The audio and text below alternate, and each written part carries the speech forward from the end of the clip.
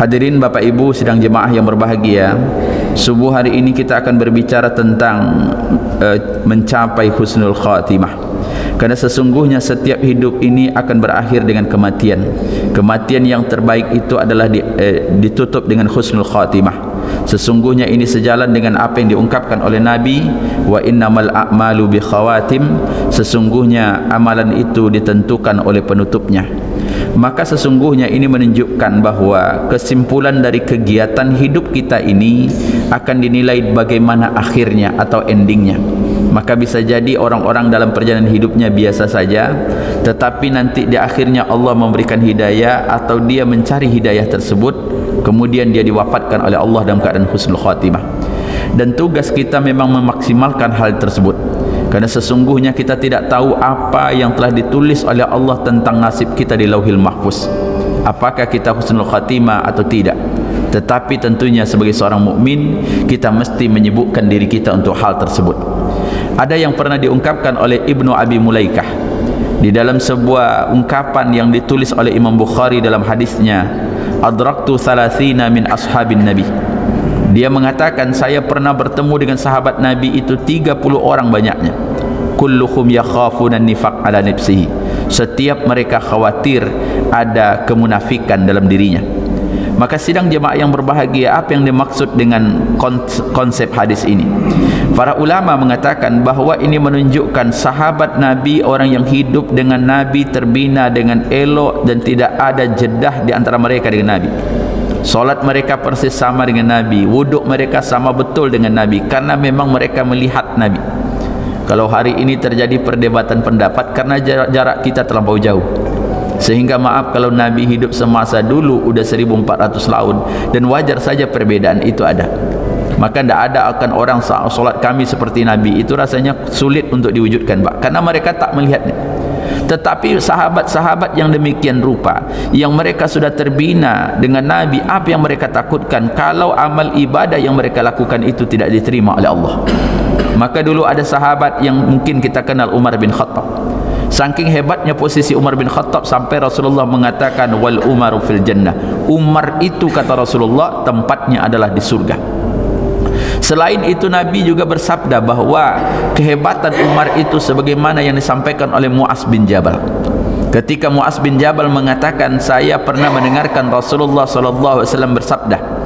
Apa kata Rasulullah? Inna Umar fil jannah wa inna Rasulullah sallallahu alaihi wasallam qala bainama ana fil jannah raaitu fiha dar.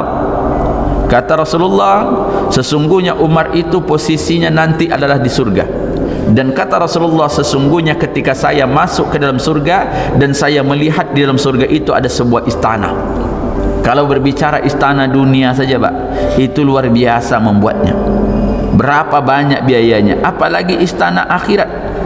Contohnya IKN di Kalimantan, sampai sekarang belum nampak bentuknya, Pak. Itu kan istana dunia, Pak. Ini istana yang dibuat oleh Allah untuk Umar bin Khattab, sehingga Rasulullah terpesona melihat istana itu ketika dia masuk bersama Jibril. Kemudian setelah itu barulah Rasulullah bertanya, liman hadhihi, siapa yang pemilik ini, siapa yang akan menempati posisi di tempat ini? Ketika itulah maka dikatakan, li Umar ibn Khattab, kata Jibril, ya Rasulullah, sesungguhnya istana ini miliknya Umar bin Khattab. Itulah kehebatan dan keistimewaan Umar bin Khattab, yang Rasulullah sendiri mengatakan posisinya luar biasa.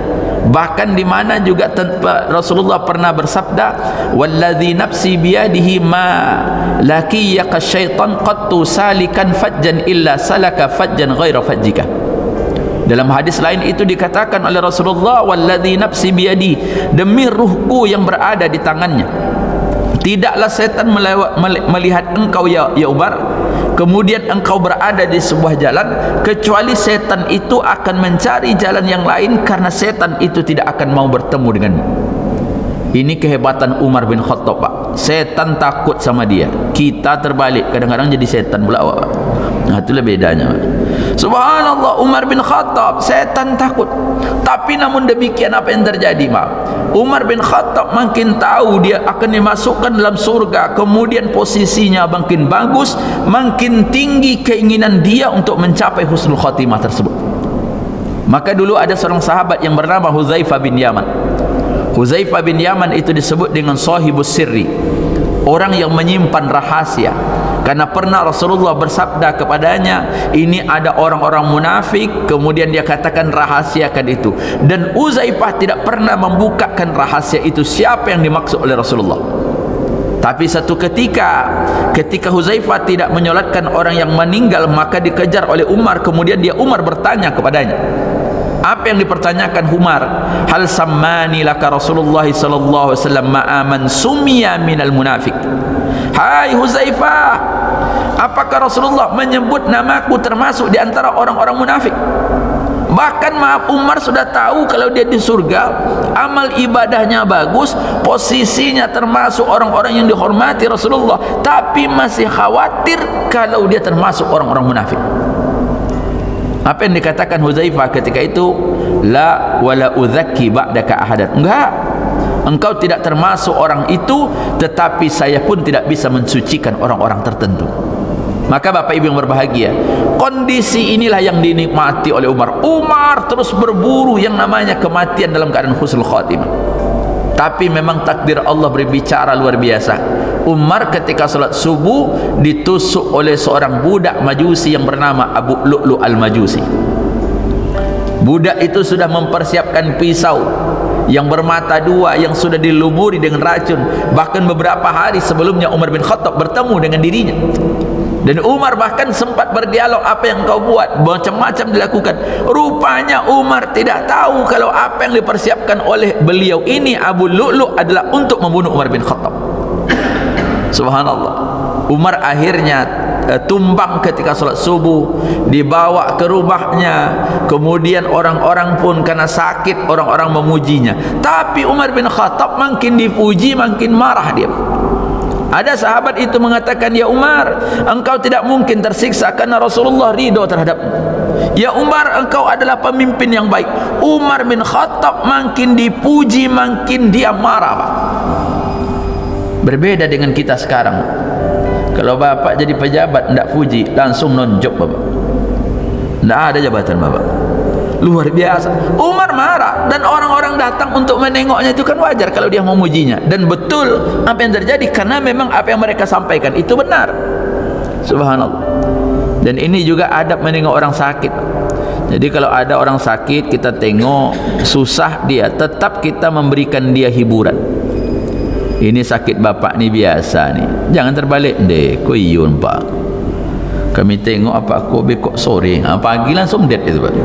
Karena memang nengok orang sakit tu kasihkan dia apa, kadang-kadang maaf, orang sakit tu kan enggak cukup keluarganya pak, maka maaf jangan ditanya berapa kali sunnah takziah itu pak Ustaz. Takziah ziarah, takziah itu boleh berkali-kali selama kita tengok dia belum sehat, datang lagi, bawakan pisang, apa kabar bu, subhanallah. Kadang-kadang paling enak nengok orang sakit ni pak, segarang-garang orang sakit, kalau dia sakit awak nasihati, saja tu pak, yo. Biasanya awak dikata-katain. Kemarin saya nengok orang sakit begitu, Pak Ustaz, hati-hati, dia biasanya pemarah. Saya bilang, ini betul makanan saya ni. Sakit, iya, besok baik-baik, ya, iya Pak Ustaz, iya Pak Ustaz. Kok lambut sama Pak Ustaz? Takut matinya tu. Kalau ndak awak dikunyahnya tu Pak Ustaz, biarkan aja lah. Nah, subhanallah, Umar bin Khattab. Demikian juga dengan seorang tabi'in namanya Sufyan As-Tsauri. Sufyan As-Tsauri ini orang yang ibadahnya luar biasa pak. Dia termasuk imam dari kalangan tabi'in, tapi setiap kali dia beribadah tidak begitu sulit untuk meneteskan air mata.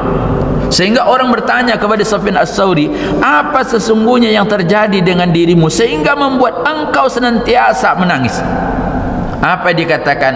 Wa yabki wa yaqulu akhafu an uslibal iman indal maut. Yang saya takutkan, dia katakan, kalau saya mati kemudian nanti menjelang akhir kematian saya, iman saya diangkat oleh Allah. Itulah yang dia takutkan. Maka Bapak Ibu yang berbahagia, kita juga pernah melihat yang namanya atau mendengarkan cerita Nabi Yusuf. Nabi Yusuf itu penuh dengan penderitaan. Ketika dia berkumpul dengan ayahnya Nabi Yakub, maka saudaranya membuangnya, kemudian memasukkan dia ke dalam sumur. Setelah awalnya mereka berniat untuk membunuh Nabi Yusuf. Tapi apakah selesai penderitaan? Begitu lewat musafir, maka Nabi Yusuf diambil oleh orang musafir dengan harapan Nabi Yusuf ditolong. Tapi sampai di pasar budak, malah Nabi Yusuf dijual. Setelah dijual, apa yang terjadi? Apakah Nabi Yusuf selesai? Tidak. Nabi Yusuf bermuarah ke istana, tapi hidup di istana apa yang terjadi? Nabi Yusuf dituduh melakukan pelecehan seksual. Apa yang terjadi? Nabi Yusuf di penjara apa? Apakah selesai? Setelah Nabi Yusuf di penjara, dia keluar, kemudian Allah memberikan rahmat, maka diangkatlah menjadi petinggi Mesir. Ketika dia mendapatkan itu, apa dia katakan? Rabbi qad ataitani minal mulki wa 'allamani min ta'wilil ahadits.